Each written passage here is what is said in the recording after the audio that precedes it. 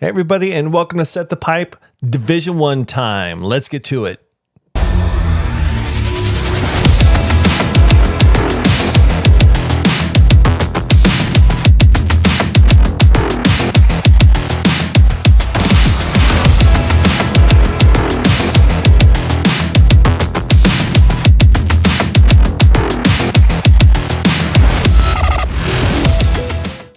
Okay, it is almost time for that selection committee to bring out those 64 teams for the Division 1 tournament.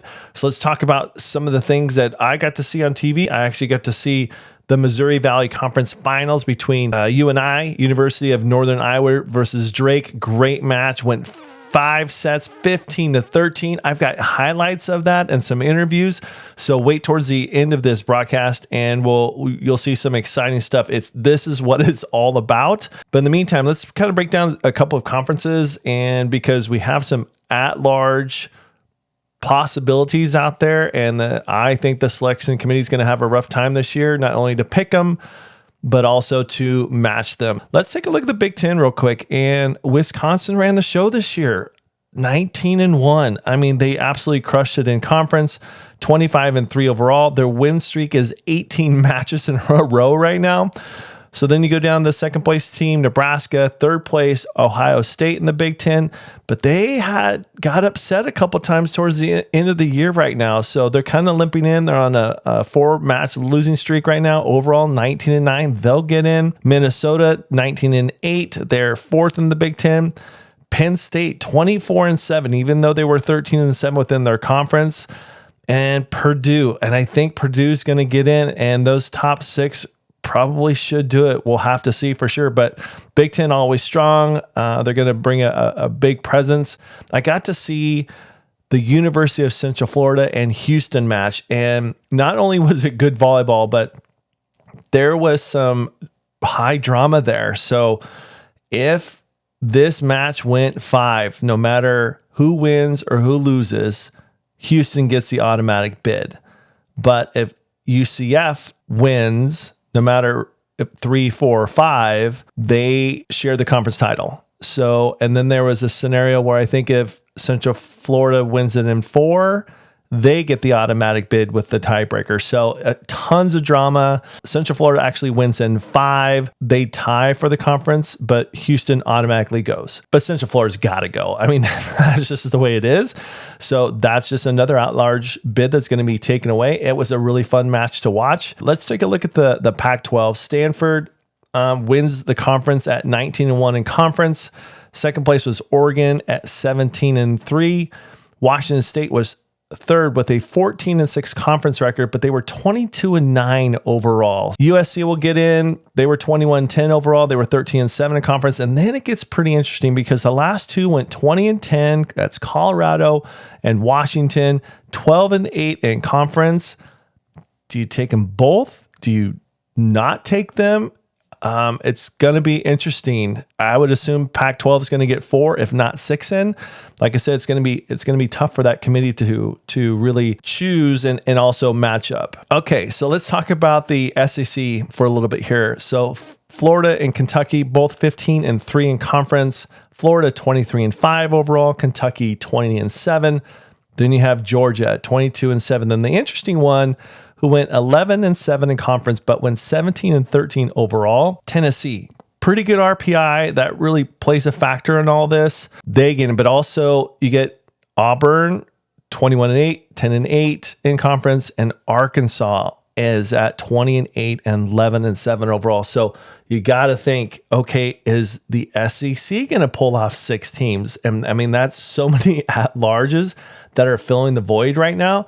It's going to be really interesting. Then you get conferences, like I said, the Missouri Valley Conference. UNI is going to get in, but does Drake get a consideration? The RPI isn't as strong as some of these others, but man, they're playing good volleyball towards the end here. So do they take that under consideration?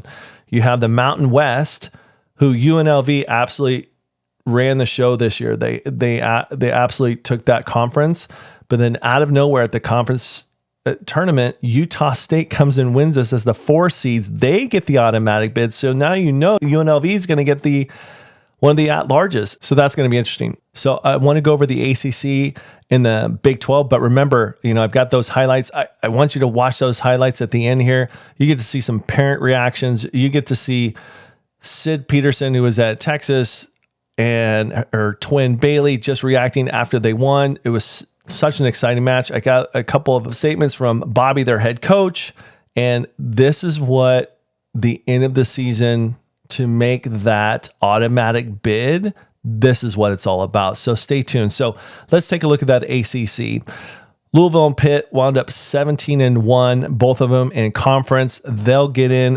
What a stellar season for those two, 26-2 and 27-3.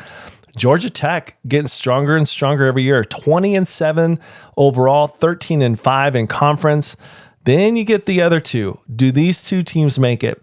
Miami, Florida State, both 19-10 overall. Miami winds up fourth with 12-6 in conference, and Florida State at 11-7. So, like I said, you got to think like the committee and like, oh my gosh, there's so many quality teams out here that did so well this year. Who gets in? It's going to be really interesting to see if Missouri Valley Conference gets in too. And then you have like the Big East where Creighton beat Marquette at the end here to take the conference, but you've got to put Marquette in there. I mean, so there's this constant adding on with these other conferences just because it's been really good volleyball this year. Now looking real quick at the Big West, Hawaii takes that conference. They have been strong for a number of years now. They go to the tournament. Santa Barbara's looking on the outside of the bubble. So we'll see if Big West gets two teams in, but for sure Hawaii's in. So congratulations to the Wahinis. And a big shout out to Long Beach State, my alma mater. Go Beach. They have Tyler Hildebrand has turned that program around and they're back in the hunt. So it's going to be exciting for the next couple of years to see where the beach winds up. But congratulations to Hawaii for sure. And we'll see what the Gauchos from Santa Barbara, if they get in. And then you look at the Big 12, right? So Texas, 22-1. Their only loss this year was to Iowa State, who wound up fourth in the conference. Baylor comes in at 23-6. They got second with a 12-4 conference record.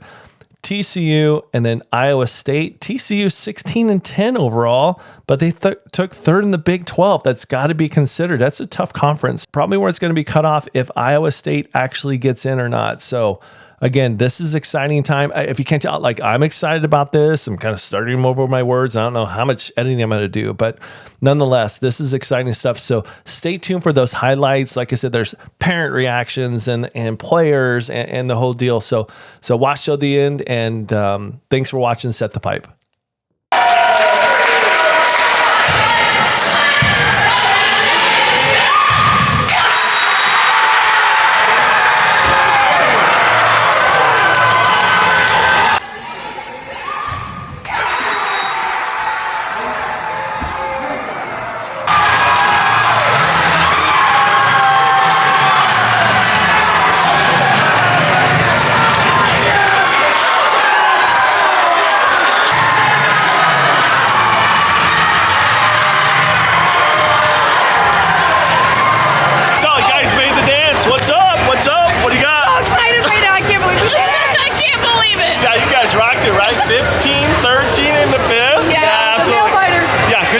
Just want to say good job. Thank you. All right, see ya. Yeah.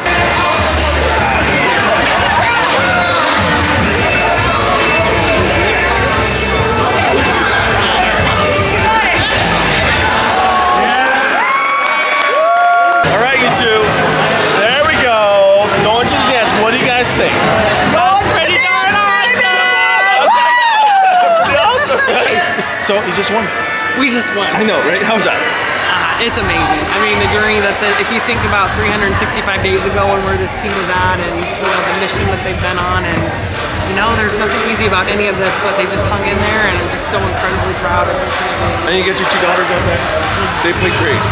I mean, they really did. So this isn't because they're your daughters. Yeah. No, seriously. So who do you think you're gonna match up with? I mean, any kind of prediction? No. No good. Just happy to be there. Just happy to be there. There's so many places that'll host near us, so one of many. Yeah, good friend of mine, Bob Peterson, going to the dance. Thank you. Woo! Gotta tell me what's up, man. Rob Papa right here. How was that? That's why you just keep grinding it out. I know. Keep grinding it. 15-13. You just keep. Sometimes